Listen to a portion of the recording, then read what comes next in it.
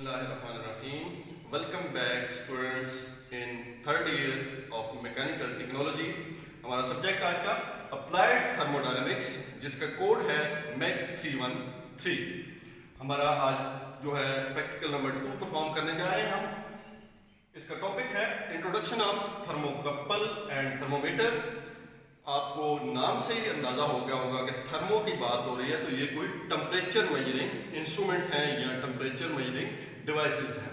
पहले हम देखते हैं कि थर्मोमीटर क्या है, उसके बाद हम देखेंगे कि थर्मोकपल्स क्या है, इसकी वर्किंग कैसे होगी. फर्स्ट वन थर्मोमीटर की हम डिवाइस देख लेते हैं कि क्या है इसकी definition. Thermometer is a device used to measure temperature और temperature gradient.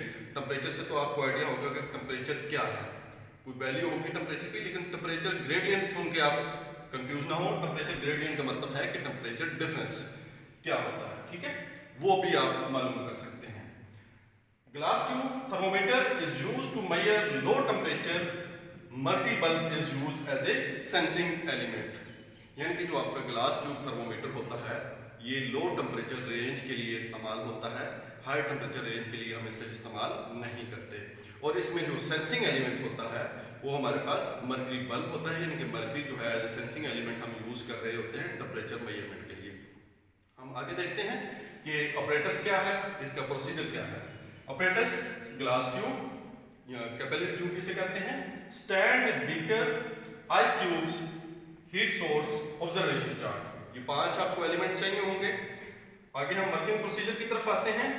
Close one end of glass tube. आपने क्या करना है, कैपिलरी ट्यूब या ग्लास ट्यूब का वन एंड जो है उसे हीट करके क्लोज कर लेना है. उसके बाद पोर मर्क्यूरी इनटू ट्यूब. आपने मर्क्यूरी जो है ट्यूब के अंदर डाल लेना है. Third one, place the close end of tube into the ice and mark the lowest temperature as 0 degree centigrade.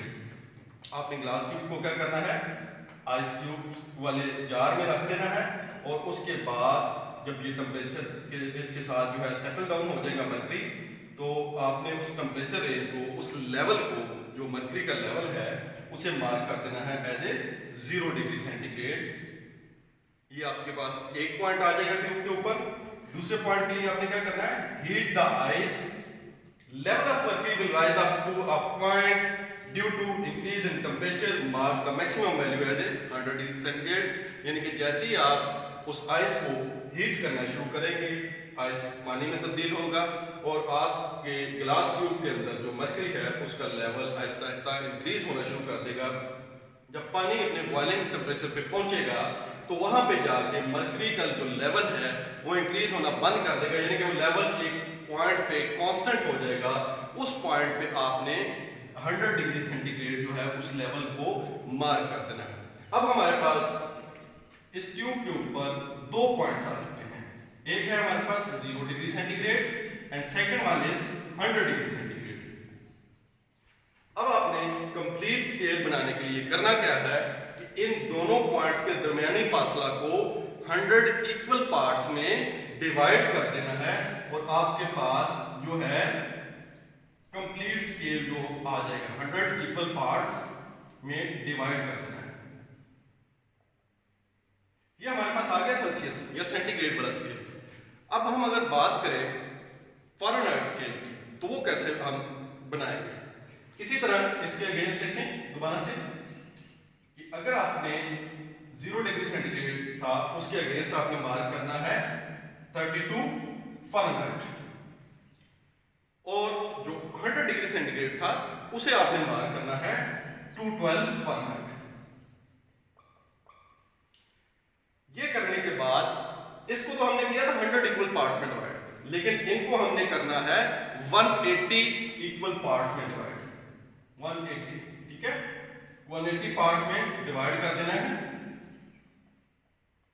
तो हमारे पास फ़ारेनहाइट स्केल आ जाएगा.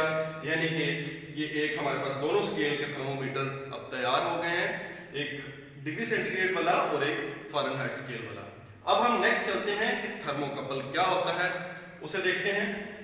पहले डेफिनेशन देख लेते हैं. Thermocouple is a sensor used to measure higher temperature range. It is comprised of 2 dissimilar metals joined together to form a junction. 2 बातें. पहली बात कि ये हायर टेम्परेचर रेंज के लिए यूज होता है। अगर हम थर्मोमीटर की बात करें वो लोअर टेम्परेचर रेंज है, लेकिन अगर हम बात करें 500 डिग्री सेंटीग्रेड एंड प्लस की, तो हमें क्या यूज करना पड़ेगा, थर्मोकपल, जो हायर टेम्परेचर को बियर कर सकता है या बर्दाश्त कर सकता है। और इसमें हमारे पास दो डिफरेंट किस्म की मेटल्स होती हैं, उन्हें हम ज्वाइन करके या इकट्ठा करके एज ए सेंसिंग एलिमेंट ले रहे होते हैं।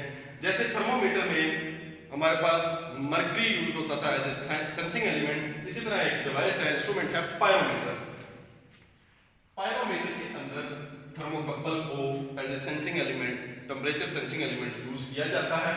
ये नॉर्मली जो दांतें पिघलाने वाली भट्टियां हैं जिनका हायर टेम्परेचर होता है, या हीट ट्रीटमेंट की भट्टियां हैं जहां टेम्परेचर रेंज काफ़ी हाई होती है, वहां पे इसे टेम्परेचर मेजरमेंट के लिए इस्तेमाल किया जाता है। अब हम ऑपरेटर्स की तरफ आ जाते हैं। Thermocouple, voltmeter, heat source and observation chart. अगर हम देखते हैं कि वर्किंग प्रोसीजर क्या होगा इसका। Take two dissimilar method metals, alumel और क्रोमल। ये हमने दो डिफरेंट किस्म की मेटल वायर्स लेनी है, एक एल्यूमल है, एक क्रोमल है। ये दोनों ऑलरेडी जो हैं अलायंस हैं, इनको हमने क्या करना है, form a junction bye connecting both wires.